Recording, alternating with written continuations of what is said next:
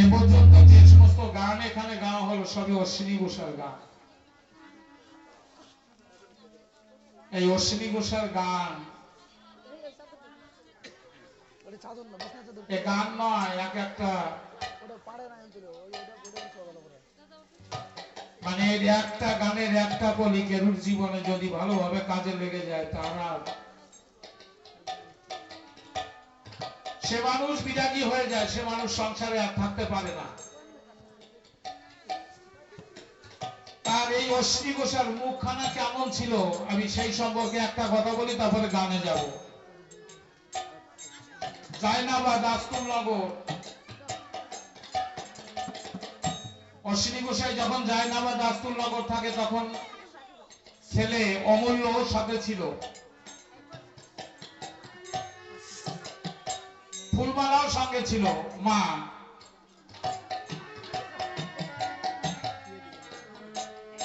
যাবার সময় ফুলমালাকে বলে গেল, ফুলমালা আমার সঙ্গে গেলে না তোমার ওই মুখ শিয়ালে খাবে।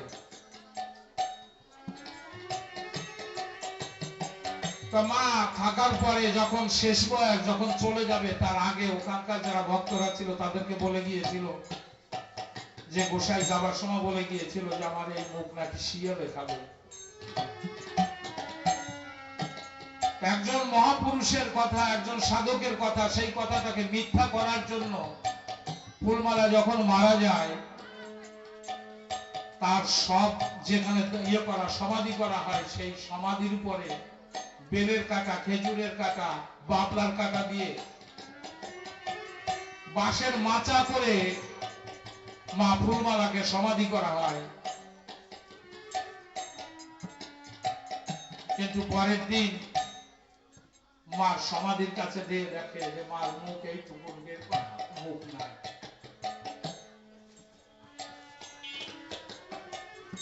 জায়নাবাদ আস্তুলনগরে যত ভক্তরা ছিল সেই সমাধির পরে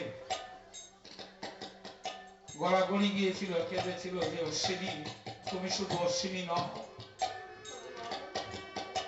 তোমার মুখ ব্রহ্ম, তুমি মুখ দিয়ে যা বলে গেলে তাই বললো। এই জন্য সবাইকে অনুরোধ করি। এই জন্য কি হলো তারপরে বিজয় পাগল একটা ডাঙ্কা কাঁধে করে ওই সমাধির পর দিয়ে হেঁটে যাচ্ছে। বিজয় পাগল শুনতে পাচ্ছে মাঠের ভিতরে, বিজয় পাগল শুনতে পাচ্ছে কে যেন মাটির তলায় কান্না করছে। বিজয় পাগল ওই এলাকার মানুষ জায়নাবাদ আস্তুলনগরের লোককে এনে প্রমাণ করলো যে এটা হচ্ছে এটা অশ্বিনী ঘোষার স্ত্রী ফুলমালার সমাধি। তা বিজয় পাগল বলেছিল জমা তুমি কেঁদো না, তুমি একজন মহাপুরুষের সঙ্গ নিয়ে এসেছিলে জগতে, যে কদিন থাকলে মহাপুরুষের সঙ্গ করে গেলে তা তোমার এই জায়গা বড় তীর্থ হবে, বড় মন্দির হবে।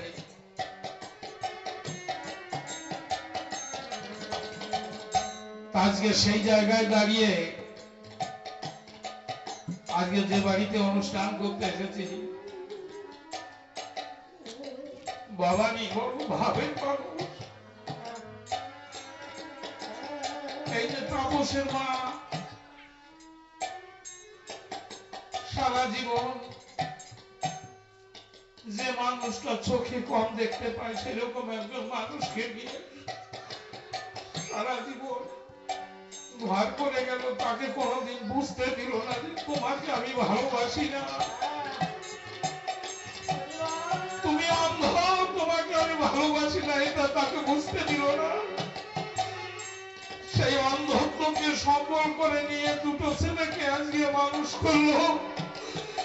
যদি কোনো জায়গায় রত্নগর্ভা যদি কাউকে বলা যায় সে হচ্ছে আজকে এই ভবানীর স্ত্রী, একজন রত্নগর্ভা।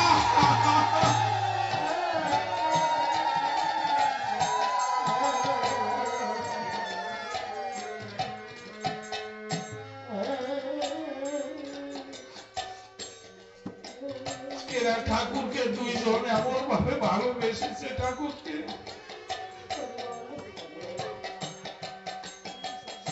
ঠাকুরের জন্য জীবনটা দিয়ে দিতে পারে এরকম ভাবে ঠাকুরকে ভালোবেসেছে।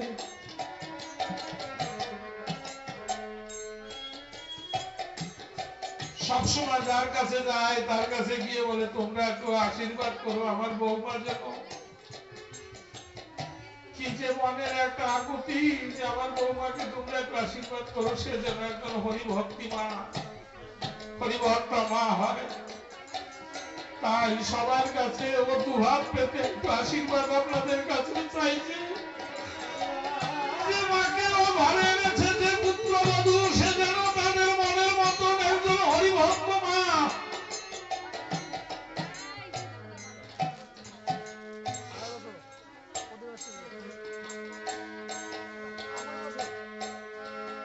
জয় জয় হরি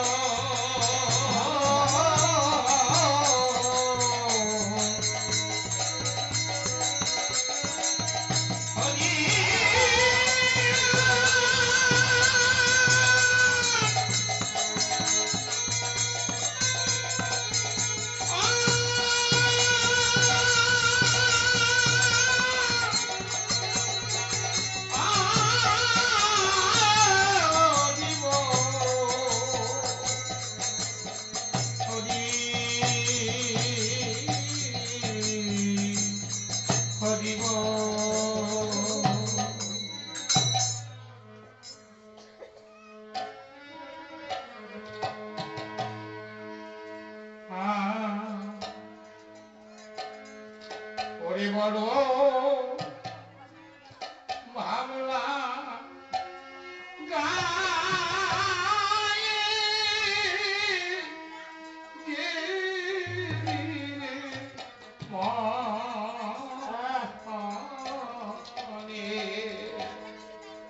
বড় ভাবলা গায়ে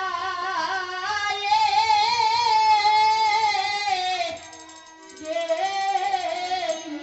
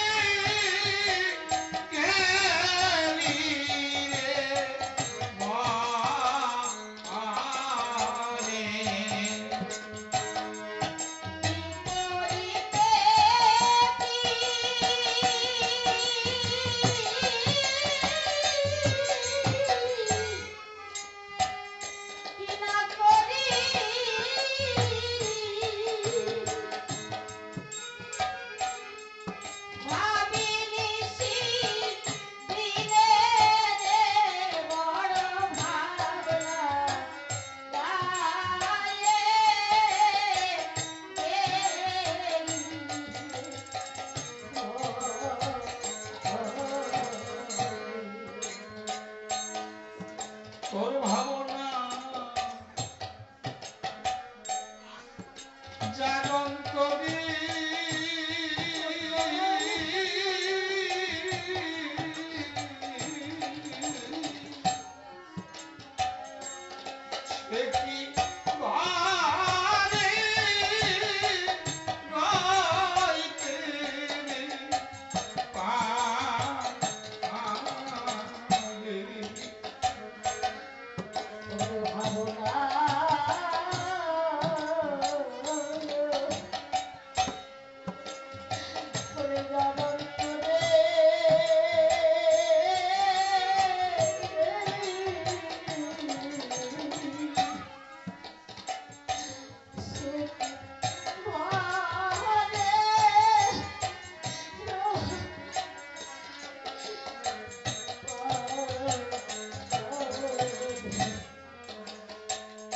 দেখেন হরি ভজন কৃষ্ণ ভজন মানুষ একটা জায়গাতে না পৌঁছাতে পারবে তার সাধন কিছু হয় না।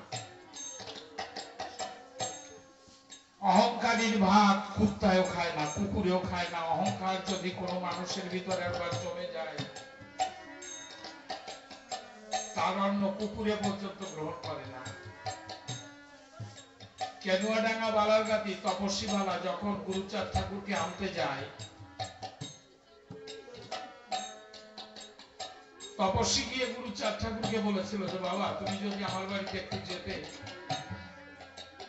কি করবে? গুরুচাঁদ ঠাকুরকে দিয়ে একটা মহোৎসব করবে বাড়িতে।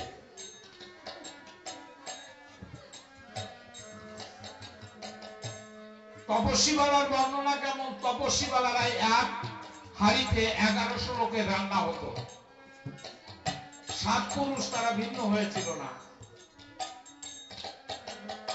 গুরুচাঁদ ঠাকুর তপস্বীকে বলল, তপস্বী এই যাত্রায় হবে না, আমি দক্ষিণ দেশে গোপালের আশ্রমে যখন যাব তখন ফিরে আসার পথে তোমার বাড়ি হয়ে আসবো।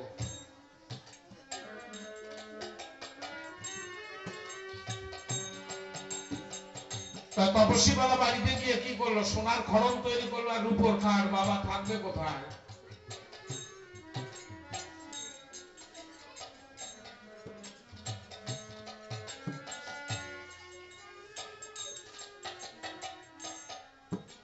দক্ষিণ দেশ থেকে আসার পথে যখন তপস্বী বাবার বাড়িতে যায়, তপস্বী বাবা ভাগে ভাগে জোগাড় করেছে যে যাতে বাবা কোনো কিছু না বলতে পারে। একো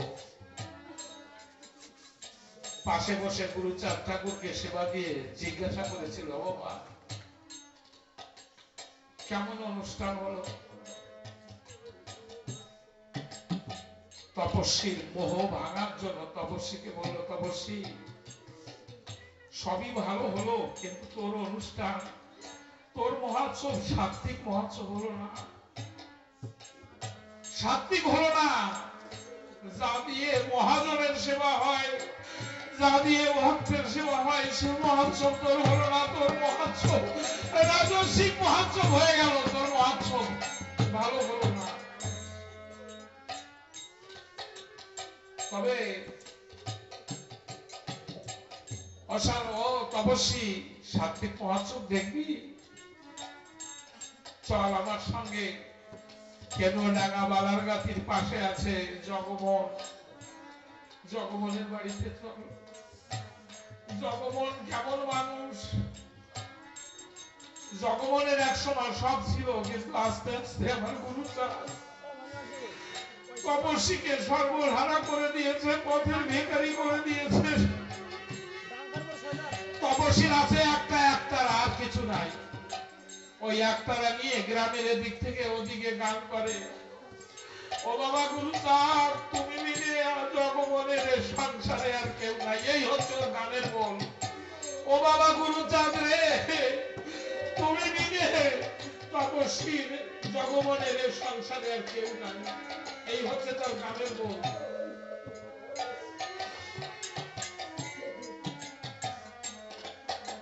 জগমোহনকে গিয়ে বলছে গুরুচাঁদ ঠাকুর, তপস্বী জগমোহন তোর যে মহোৎসব করতে হবে। বলছে যে মহোৎসব করতে হবে না করতে হবে তা জানে বাবা গুরুচাঁদ, আমি কি জানি? জগমনের হয়ে গুরুচাঁদ ঠাকুর বাজার করলো, রান্নার লোক জোগাড় করলো, মাছ কি মাছ দিয়ে মহোৎসব হবে, ইলিশ মাছ। মাছ দেবে কে? গোলক মাঝি। কোন জায়গার ইলিশ? লেবুর কেন্দুয়াডাঙ্গা থেকে পাটগাতির মাঝখানে, লেবুর পাট থেকে পাটগাতির মাঝখানের ইলিশ। ওই জায়গার ইলিশ ছাড়া খাবে না ভক্তরা, ওই জায়গার ইলিশের স্বাদ বেশি।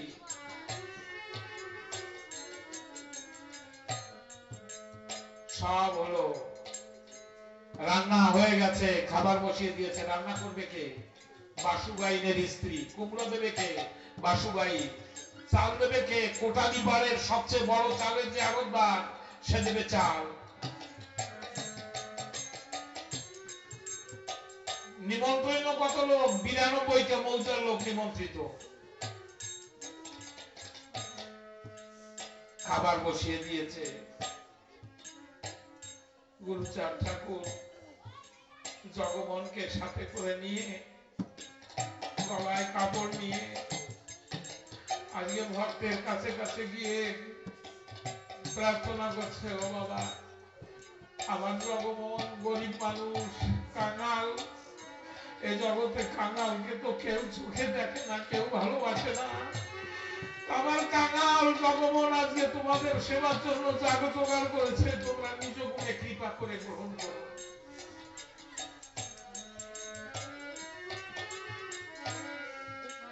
সেদিন কে ছিল?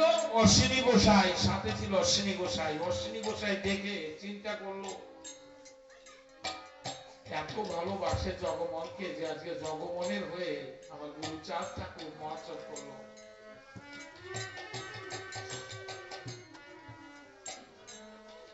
তখন গান লিখলো, ও গুরুচাঁদ এমন চাঁদকে ভাবে আনিল, কোন গুণে জগমোহন বাঁধিল।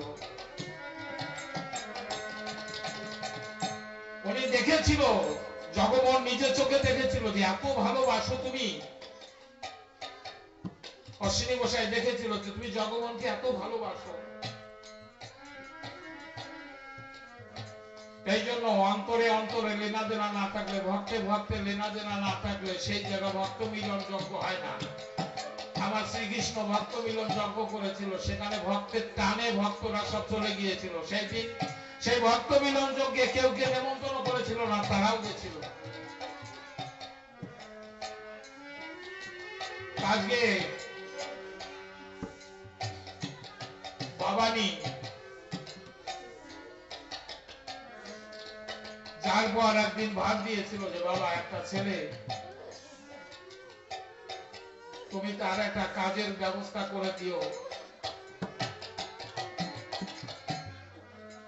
তুমি যার পারের কান্ডারি ডোবে না তার চিহ্ন তরি, অশ্বিনী ঘোষার গান। তা বাবানি আমার হরিচাঁদ ঠাকুরকে, গুরুচাঁদ ঠাকুরকে এমন বাঁধনে বেঁধেছে, তার ডাক আজকে শুনেছে আমার গুরুচাঁদ ঠাকুর। আজকে বাবানির একটা ছেলে চাকরি করে, আর একটা ছেলেও আপনাদের 10-এর আশীর্বাদ থাকলে সেও চাকরি পাবে। এইভাবে ভগবানকে বাঁচতে হয়, এইভাবে। এই জন্য বলছে,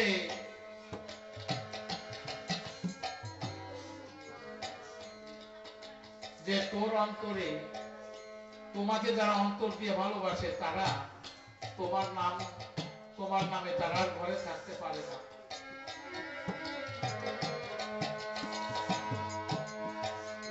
তোর ভাবনা যার অন্তরে,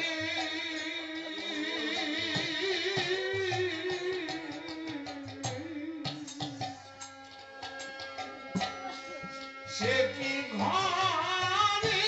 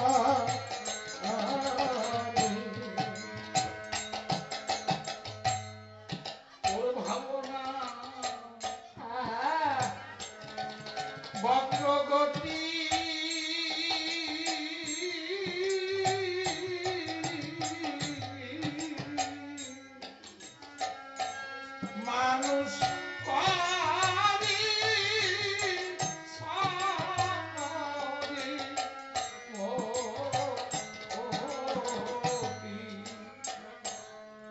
তোর ভাবনা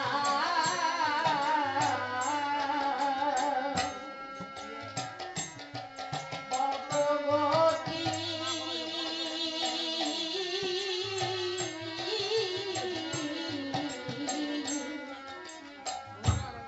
মানুষ করে সনরে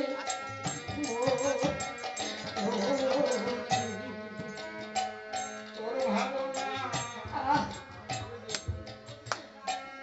ভগবতী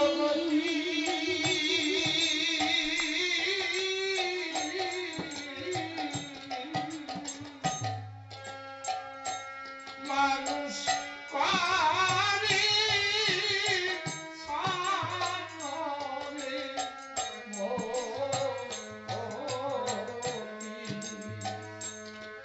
তোর ভাবনা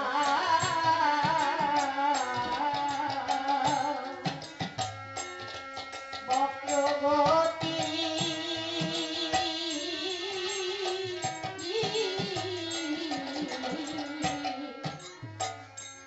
মানুষ করে সনরে মোহতি।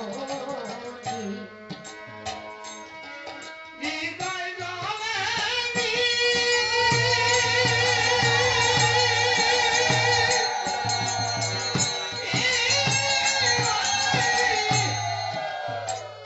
বিশ্বের মধ্যে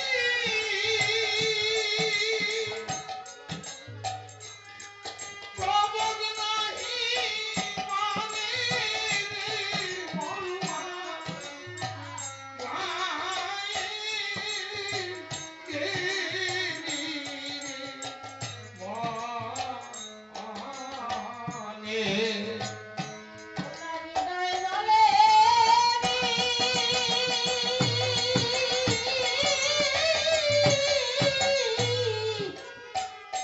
ওরে বিশ্বের বাতি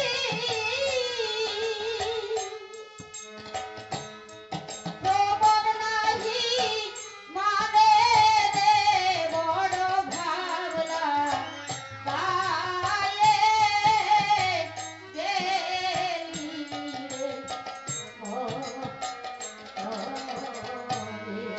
হৃদয় জলে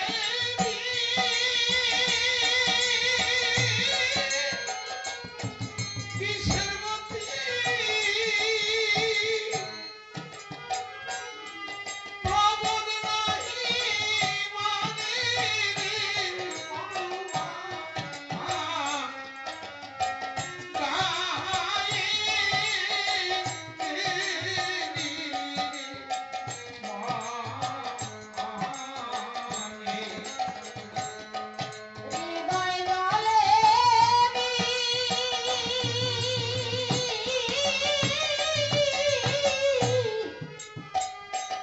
ওরে বিশ্বের বাতি প্রবোধ নাহি মানে রে বড় ভাবনা গায়ে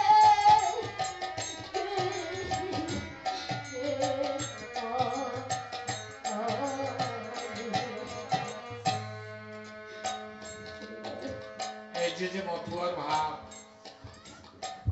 এই যে কি ভাব, অন্তরে অন্তরে লীনা জানা। ওই যে বলছে না সকালবেলা একজন কে যেন গান গাইলো, আনন্দ বললো,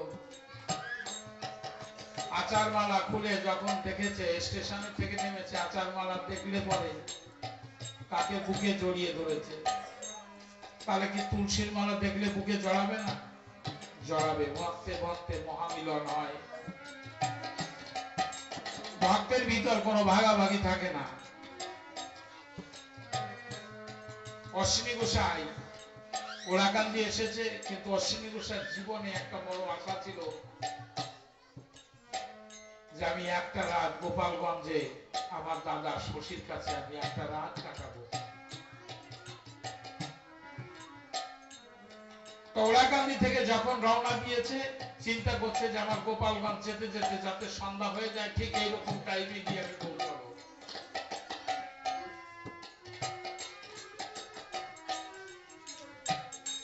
ঠিক সন্ধ্যা যখন হয়েছে তখন ওরা গোপালগঞ্জ গিয়ে পৌঁছেছে, আর শশীভূষণ ঘরে ঢুকছে,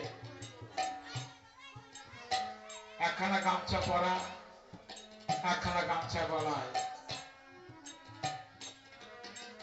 কাঙালের বেশ। ডাক দিয়েছে, ও শশীদা, শশীদা। আজকে শশীভূষণ তাড়াতাড়ি ঘরে ঢুকে যাচ্ছে, বলছে, ও শশীদা, আমাকে চিনতে পারছো না? আমি অশ্বিনী। শশীদা, ও শশীদা। ঘরের ভিতরে ঢুকে দরজা বন্ধ করে দিল।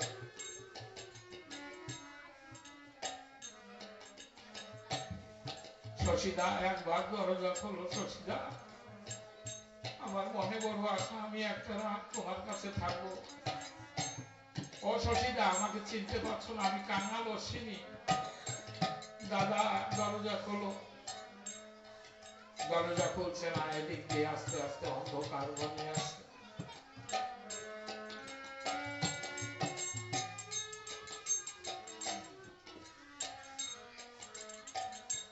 অন্ধকার যখন ঘনিয়ে এসেছে তখন একটা গামছা গলা,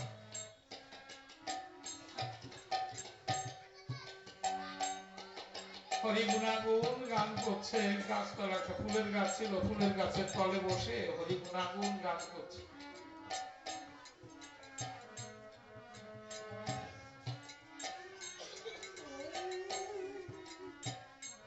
মনে মনে বলছে যে, বাবা, তুমি ছাড়া এই জগতে কাঙালকে কেউ ভালোবাসে না।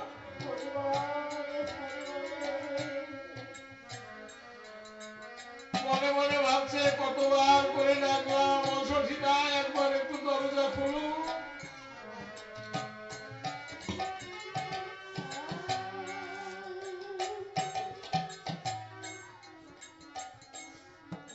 সত্যি তো দেখলাম জীবনে কাঙালকে কেউ ভালোবাসে না। এদিকে শীতের রাত, ওড়াকান্দি বসে গুরুচাঁদ ঠাকুর শীতের জ্বালায় ছটফট করছে। সত্যভামাকে বলছে, সত্যভামা, রেপ দাও, কম্বল দাও, আমি যে শীতে আর থাকতে পারছি না। হরিনাম করতে করতে ভোর যখন হয়েছে তখন চিন্তা করছে, কাঙালকে জগতে তো কেউ ভালোবাসে না, কিন্তু কাঙালকে যে ভালোবাসে তার সঙ্গে দেখা না করে তো বাড়ি যাবো না। তাই সেই কাঙালের বন্ধু ওড়াকান্দিতে আছে, তার সঙ্গে একবার দেখা করতে যাবো।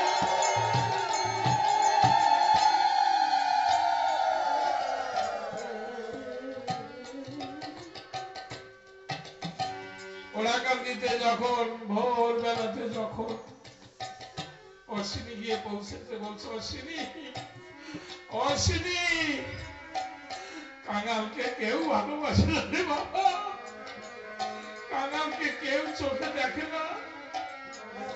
ওখান থেকে হুঙ্কার ছেড়েছে, কোথায় শশী?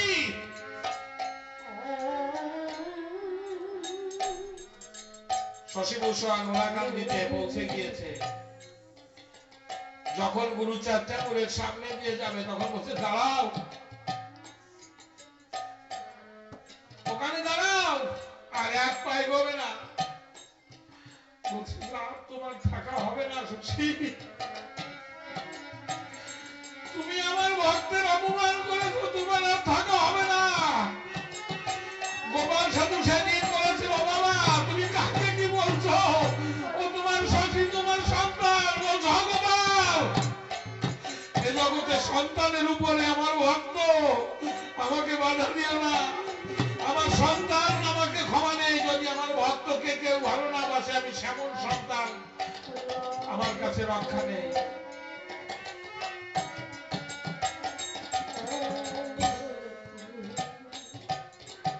সত্যভামা এসে গুরুচাঁদের পা জড়িয়ে ধরো, ও প্রভু, ও ঠাকুর,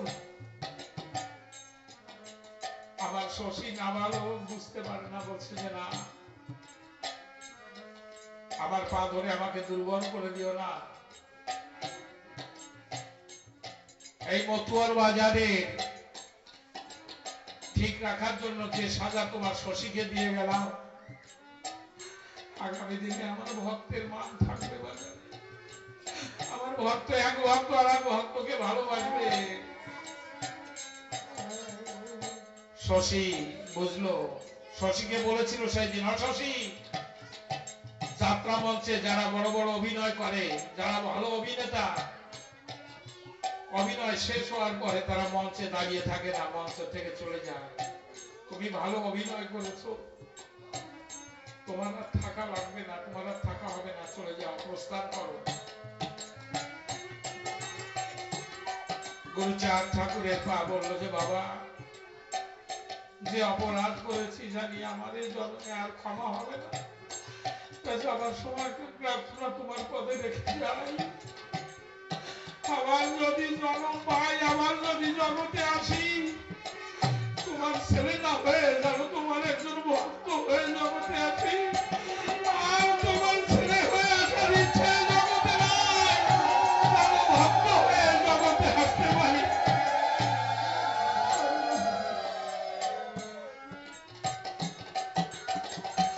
ভগবান ভক্তকে এমন ভালোবাসে,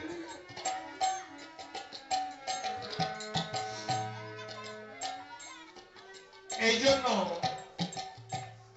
ভক্তরাও বলছে যে তোমাকে যারা অন্তর দিয়ে ভালোবাসে, ঘর বাড়ি তাদের কাছে কিছু না। তারা ঘর ছেড়েছে, আত্মীয় স্বজন ছেড়েছে, বিষয় আশায় সব ত্যাগ করে সারা গৃহত্যাগী হয়ে গিয়েছে। এর ভিতরে খরচাডাঙ্গা থেকে কয়েকজন মানুষ বৃন্দাবনে গিয়েছিল।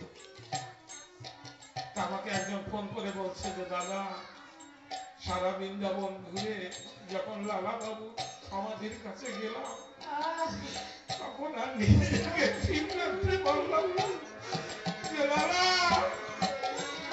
সম্পদ বিষয় বাড়ি পাগল অট্টালিকা সমান সম্পত্তি ত্যাগ করে তুমি বৃন্দাবনে এসেছিলা, এই জন্য আজকে সব মানুষ তোমার গায়ে প্রণাম করে, সব ভক্তরা তোমাকে চরণ ধুলি দেয়।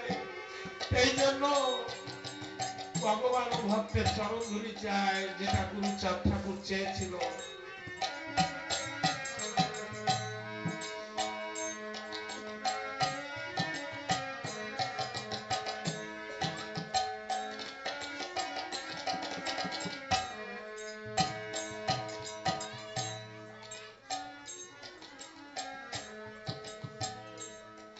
তোর ভাবনা বক্রগতি,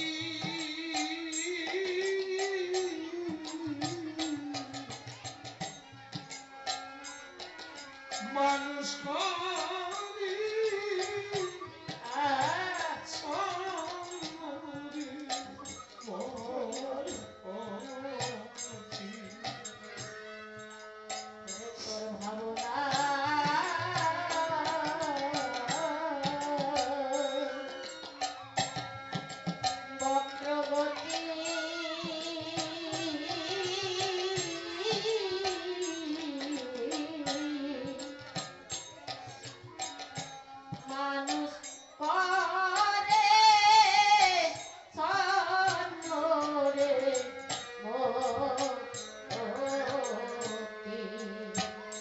নৌকো যদি লাগাতে হয় ভালো,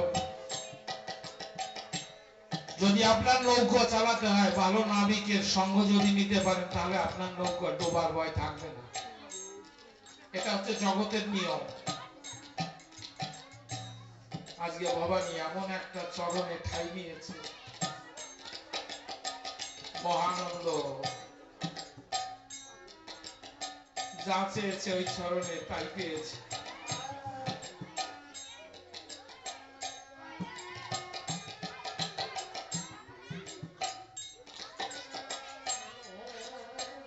মহানন্দ পাগলকে কিছুটা আমিও দেখেছি আমার একটা জীবনের একটা অভিজ্ঞতা দিয়ে।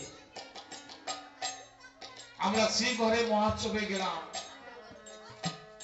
যখন তালতলা ঘাটে নামতে হয়, তালতলা ঘাটে নেমে ওখান থেকে ৫-৬ খানা নৌকো আমরা একসঙ্গে যাই।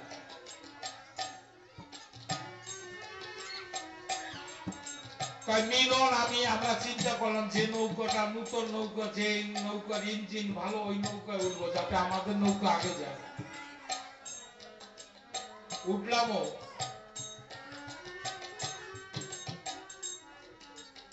আমাদের কথা থাকলো, মাঝিকে বললাম যে নৌকা যেন পাশে পড়ে না। কিন্তু পাগল নৌকায় উঠলো, ওর নৌকা, পাগলের নৌকার বাছাবাছি হলো না। পাগল উঠে গেল এক নৌকায়, নৌকাটাও তেমন ভালো না, সৈসাপড়ও তেমন ভালো না। একসঙ্গে তালতলা ঘাটের থেকে নৌকা ঘুরলো, নৌকায় মাথা হচ্ছে, ডাঙ্কা বাজছে, নাচা হচ্ছে, কেউ কেউ মাতাম দিচ্ছে নেচে নেচে। আমার ওই যে বিভূতি দাও সেদিন ছিল, কিন্তু কোন সময় যে মহানন্দ পাগলের নৌকা আগে চলে গিয়েছে আমরা বুঝতে পারি।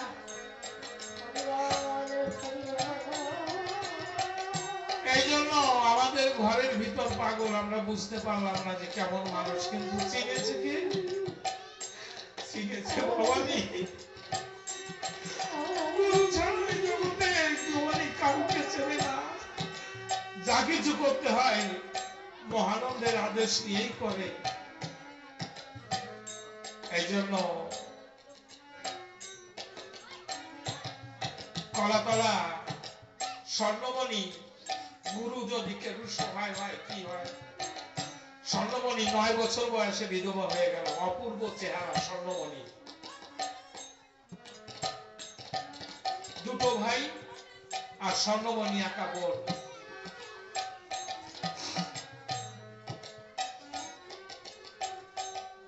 স্বর্ণমণি বিধবা হয়ে গেলে পরে ওরা ৩ ভাই মিলে বিপিন কর্তার কাছে নাম নিল, বিপিন কর্তার ধরা হলো। তা বিপিন কর্তা যখন স্বর্ণমণি কলাতলাতে আসলো, তখন বিপিন কর্তার পায়ে পড়ে স্বর্ণমণি আজকে মনের সব আকুতি ঢেলে দিচ্ছে বিপিন কর্তার পায়ে। বাবা, যে বয়সে বিধবা হলাম, জীবনে আগামী দিনে বড় দুর্দিন আমার, আস্তে আস্তে যৌবন বাড়বে, আমার বিপদের আশঙ্কা তত বেড়ে যাবে। আমি সেই দিন কি করবো বাবা? তুমি আমাকে পথ দেখাও, আমি কি হবে আমার সেই দিন জীবনের গতি? দেখেছেন এর কামনা, যে যেদিন ৯ বছর বয়সে আমি বিধবা হয়ে গেলাম, যখন আমার বয়স ২০ বছর হবে, তখন সমস্ত মানুষ আমাকে ভোগ করতে চাইবে। সেদিন আমি কি করব? সেদিন আমাকে বলে দাও কোন পথে যাব। বললো যে মা, তোর ভয় নেই, পারবি তো? আমি যা বলবো পারবি তো? বলছে যে বাবা দাও, তুমি পথ দাও। বললো যে কোনোদিন কোন পুরুষ ছেলের মুখে মুখে তাকিয়ে কথা বলিস না, পুরুষের সঙ্গে মুখোমুখি কোনো কথা বলিস না, কোন পুরুষের সঙ্গে ইশারায় কথা বলবি না, মুখে সবসময় হরিনাম জপতে থাকবি। আর কি? মনে মনে যে স্বামীকে হারিয়েছিস সেই স্বামীর চরণ দুখানা মনে মনে স্মরণ করে ওই চরণে স্মরণ রাখিস, আমা তোর কোনো বিপদ হবে না। তবে যদি এই করতে পারিস,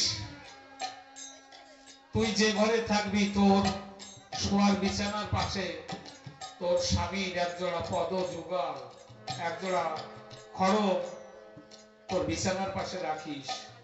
ডাকতে ডাকতে কোনোদিন দেখবি তোর সেই স্বামী, সেই হারানো স্বামী কোনো একদিন দেখবি রাতের অন্ধকারে তোর ওই খড়মের পর এসে দাঁড়াবে, তোকে দেখা দেবে না।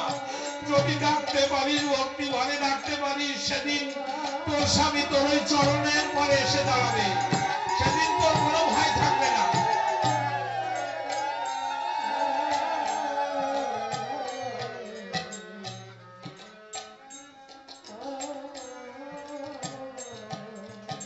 স্বর্ণমণি এইভাবে ডাকতে ডাকতে ডাকতে ডাকতে একদিন ওইভাবে কোন পুরুষের মুখের দিকেও তাকায় না,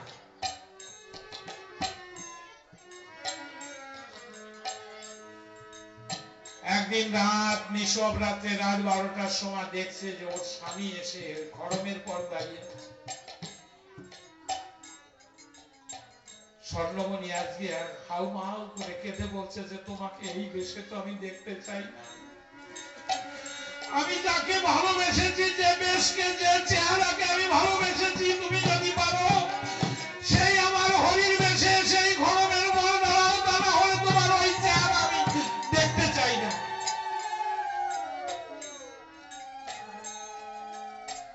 সেই দিন একবার দেখে হরিবেশ, একবার দেখে ওর স্বামীর বেশ। এই স্বর্ণমণি পরবর্তীতে দেখা গেল স্বর্ণমণির কথায় কত মরা বেসেছে, কত মানুষের বৈধব্য যারা দূর হয়ে গেছে। ওরে বড় বাবলা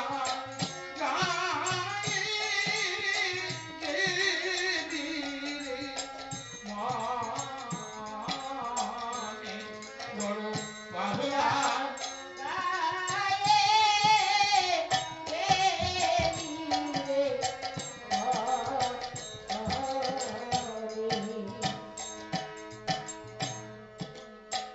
ভাবনার হলো বৃদ্ধি,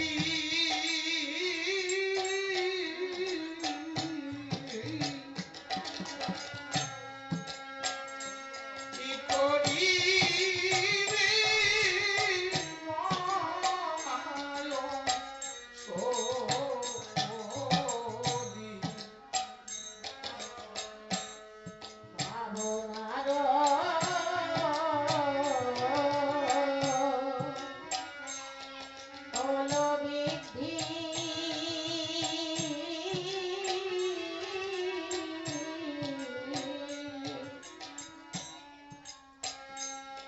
সোদি।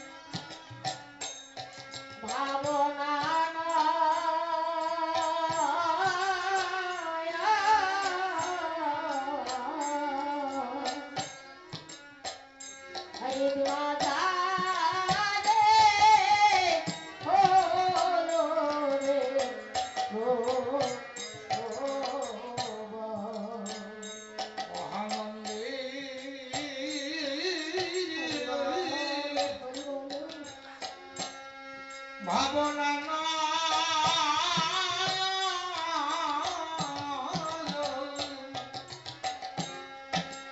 মাঝারে ও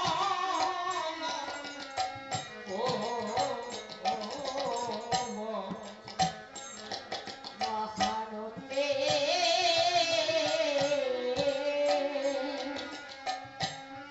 ভাবনা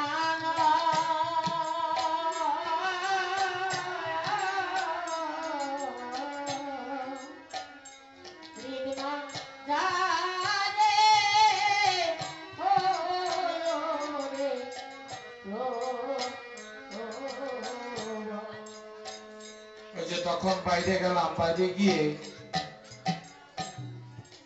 আমি লোকটাকে চিনি না, বলছে যে বাবা এই যে এত বড় মহোৎসব, এত কিছু হচ্ছে, কিভাবে করে বলে। আমি বললাম কি যে আপনাকে এই জবাব আমি দিতে পারবো না, তবে আপনি যাদেরকে দেখছেন যে যারা খেয়ে যাচ্ছে, এদের ভিতর কিন্তু মানুষ আছে। যদি এর ভিতর মহাজন, এর ভিতর সাধু গোসাই পাগল না থাকবে, তাহলে এই মতুয়ার বাজার, এই যে বৈষ্ণবের বাজার, এগুলো কিন্তু চলতো না, আস্তে আস্তে এটা থেমে যেত। আমরা মানুষ আসে, কিন্তু আমরা মানুষ ধরতে পারি না, মানুষ চিনি না। তাই মনে হয় এই যে মানুষকে শুধু শুধু আমরা সেবা দেই। এই যে পার্বতী ডাঙ্গার মতি পাগল, পানিহাটি শ্যামলের মা ভিক্ষা করে খায়, দুই বাড়ি থেকে ভিক্ষা করে হাফ কেজি খুদ এনেছে, যে যদি কোনোদিন পাগল আসে, ভাগ্য বসে যদি পাগলের দেখা পায়, তাহলে পাগলকে দুটো সেবা দেবো ভাত দিয়ে, এই খুদ দিয়ে।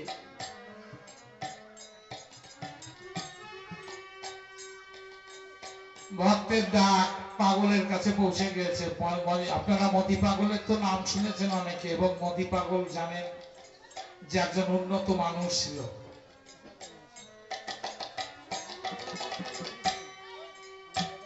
তার মতি পাগল প্রায় 25 জন ভক্ত নিয়ে ওই বাড়িতে উঠে গেছে, জয় হরিবল হরিবল বলে ঢুকে গেছে ঘরের ভিতর। জমা আমার জন্য খুদ রাখিয়েছিলি, সে খুদ খাওয়া, খুদ খাওয়া দিয়েছি। একদিকে কান্না করছে আর একদিকে রান্না করছে। মতি পাগল টের পেয়েছে যে আমার মা ভয় পেয়ে গেছে, যে এত লোক, এই কয়টা খুদ কিভাবে কি করব।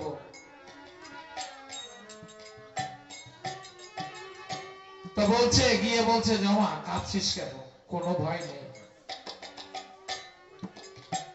তোর এই হাফ কেজি খুদ সবাই খেতে পারবে না মা, তুই নিজে হাতে রান্না করে নিজে হাতে বন্টন করবি। বাবা, যেখানে হরিভক্ত সেবা করে সেখানে মা লক্ষ্মী আসে হরিভক্ত দর্শনের জন্য, হরিভক্তের দর্শন পাওয়ার জন্য। যেখানে হরিভক্ত সেবা করে সেখানে মা লক্ষ্মীও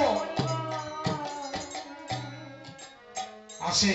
তাই তুই একা একা, তুই নিজে হাতে কেটে কেটে ভক্তদের খাওয়াবি, তোর ওই হাফ কেজি খুদ খেতে পারবে না। এগুলো বললে পরে মনে গল্পের মতো, কিন্তু এগুলো হয়। কেননা দেখেন, ওই যে বিদুরের বাড়িতে সাগন্য একটা অন্ন খেয়ে ডেকুর চালো, সবার পেট ভরে গেল। এগুলো ভক্ত জগতে এটা লেনা দেনা আছে, এই টানাটানি হয়, এটা হয়।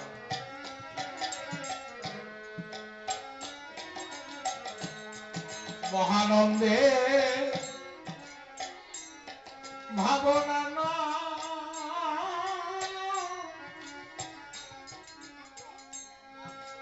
মাঝারে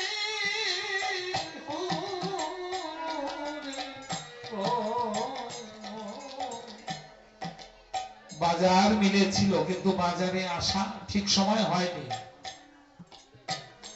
বাজারে আসা অসময় হয়ে গেল। একদিকে এখন মরণ ভীতি, যে কখন চলে যেতে হবে, আর একদিকে মনে হয় আর কয়টা দিন এই ভক্তের বাজারে থাকতে পারতাম। মনে হয় সবকিছু হলো না, কেবল জ্ঞান সমুদ্রের কূলে এসে দাঁড়ালাম।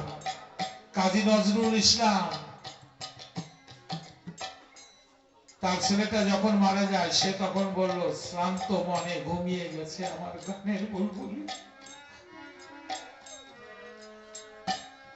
চলতে চলতে শ্রান্ত হয়ে গেছে, কখন ঘুম মহাঘুম এসে যাবে, মহাকালের টানে চলে যেতে হবে। এই বাজার এত ভালো বাজার, বাজারে থাকা হবে না।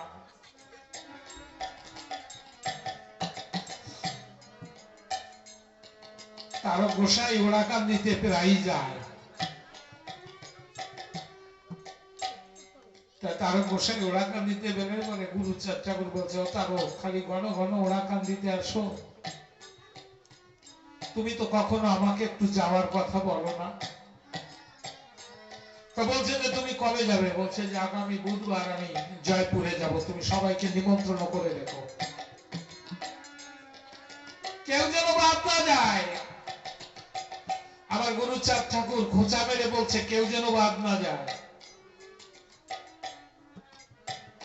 বুধবার দিন জয়পুর আকাশ বাতাস মুখরিত হয়ে গেছে, ভক্তের কোলাহল, ভক্তের ডাক্কার ধ্বনি, শঙ্কর ধ্বনি, হুলুর ধ্বনিতে জয়পুরের মাটি উত্তাল পাতাল হয়ে গেছে, এরকম অবস্থা হয়ে গেছে। বাবা এসেছে।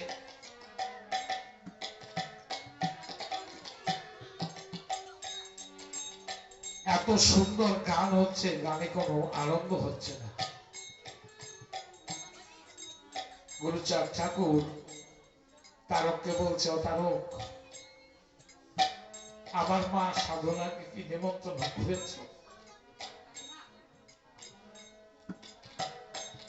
এই জায়গাটা তারক গোসার একটা দুর্বলতা ছিল। তারকের সঙ্গে সাধনাকে নিয়ে অনেক বাজারে কুৎসা উঠেছিল, অনেক আজে বাজে কথা অনেকে বলেছিল।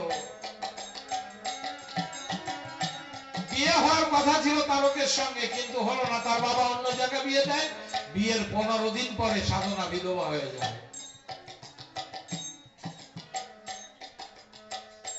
গুরুচাঁদ ঠাকুর বলেছিল যে, তারক, আমার মা সাধনাকে নিমন্ত্রণ করেছ। ওই যখন বলছে, সাধনা পিছন থেকে মানুষ সরিয়ে এসে গুরুচাঁদ ঠাকুরের পা জড়িয়ে ধরলো যে, বাবা, তুমি যেখানে বলেছো যে আমার মা সাধনাকে নিমন্ত্রণ করেছো, সেখানে আর সাধনার নিমন্ত্রণ লাগবে না। তোমার মনে যদি তুমি একটু তোমার সাধনাকে তোমার মনের ভিতরে যদি একটু জায়গা পায়, নাই বা করলো তারও নিমন্ত্রণ কি আসে যায় নিমন্ত্রণে। তোমার মনে যদি একটু জায়গা যদি সাধনা পেয়ে যায়, তাহলে আর কারোর কাছে দরকার নেই।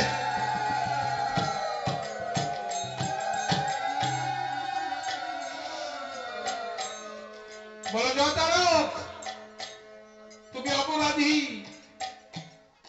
তোমাকে সাজা নিতে হবে। কি? আগামী শুক্রবার সাধনাকে নিয়ে তুমি ওড়াকান্দিতে আসবে।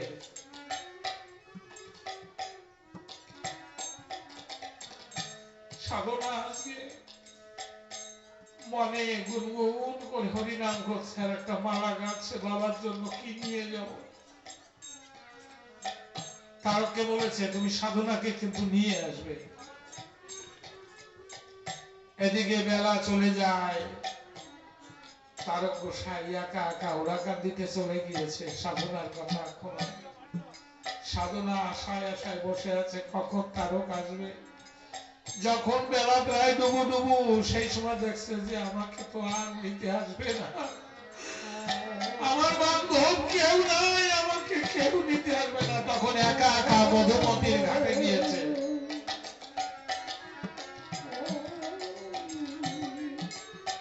ঘাটে গিয়ে মাঝিকে ডাকছে, ও মাঝি ভাই, ও মাঝি, বেলা বয়ে যায়, আমাকে একটু পান করে দাও, আমি ওড়াকান্দি যাব।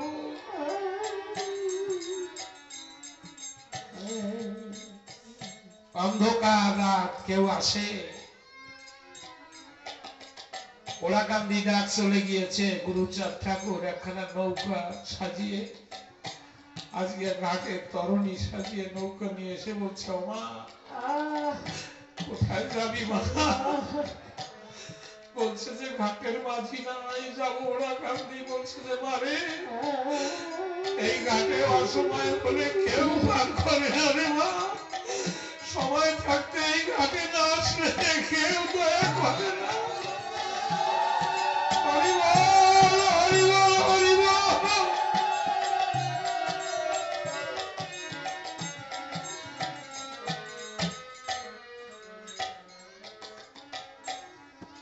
তোমা ওরা দিতে যাবি আমিও তো এইদিকে যাবো আয় তো আমি পার করে দিয়ে যাই নৌকা লাগিয়ে বলছে কি জমা আমি পার করতে পারি একটা শর্তে কি তোর ওই হাতের মালাটা যদি আমাকে দিতে পারিস বলছে যে না আমি হাতের মালা দেবো না এই মালা আমি আমার বাবার জন্য গেঁথেছি বলছে যে তাহলে পার করবো না তখন মনে মনে চিন্তা করছে ওরা কান্দি যদি বাবার কাছে নাই যেতে পারি এই সাদের মালা দিয়ে কি হবে বলছে যে মাঝি যার জন্য বাবা গেঁথেছিলাম তাকে তো দিতে পারলাম না তুমি ঘাটের মাঝি এই মালার বিনিময়ে আমাকে আজকে এই পার করে দাও মধুমতি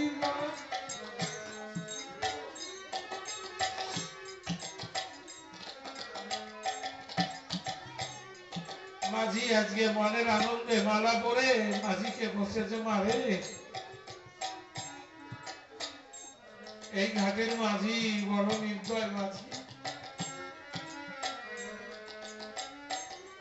আবার যদি যাবার পথে আমা যে মালা তুই দিলি আবার যাবার পথে যদি তোর পারের ঘাট আবার ডাক দিস আবার এসে করে দিয়ে যাব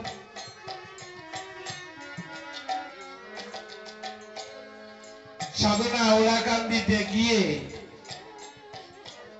দূর থেকে তাকিয়ে দেখছে যে বাবার গলাতে মনে হয় মালা কাছে গিয়ে দেখছে যে মালা যে মালায় আমি এই ঘাটের মাঝিকে দিয়ে এসেছি পরে আমার সেই গাথা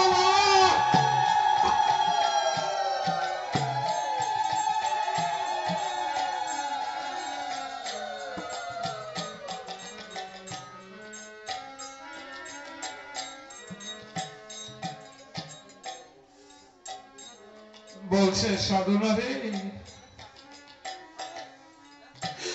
পানির দায় পড়ে যারা আমাকে ডাকে আমি তো থাকতে পারি না রে সাধনা ও সাধনা তুই যখন ডাক দিয়েছিস আমি তো থাকতে পারি নাই তাই যারা আজকের এই বৃন্দাবনে আজকের এই ওরাকান্দি ধামে যারা এসেছে সময় চলে যাচ্ছে বেলা ডুবে গেল বেলা ডুবে যায় সময় নেই যে কয়টা দিন যে সময়টুকু আছে সেই সময় দু হাত তুলে ঠাকুরকে দেখো ও দীনবন্ধু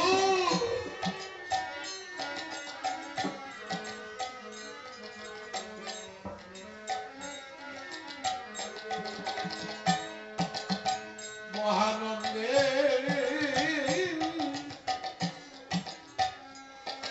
ভাবনা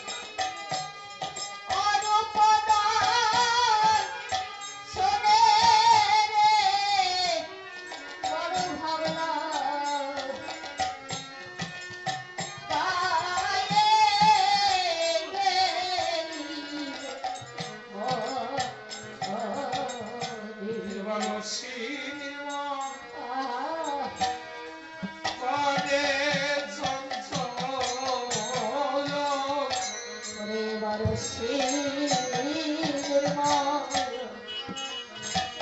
করে চঞ্চল।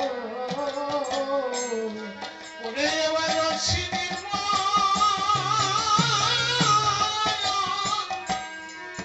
করে করে চঞ্চল।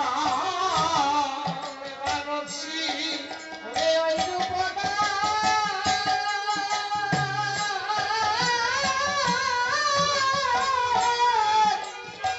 শোনে রে এবার অশ্বিনীর মন করে চঞ্চল। ও এবার অশ্বিনীর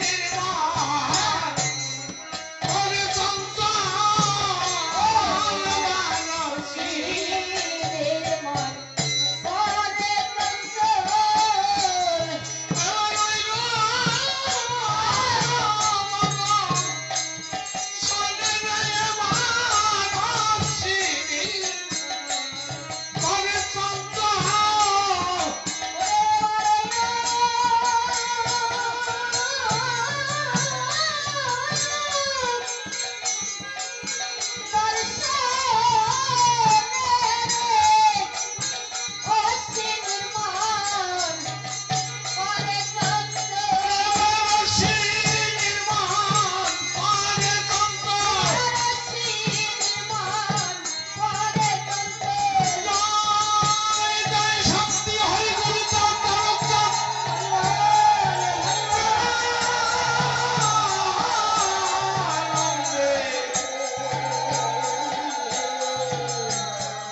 হরি হরি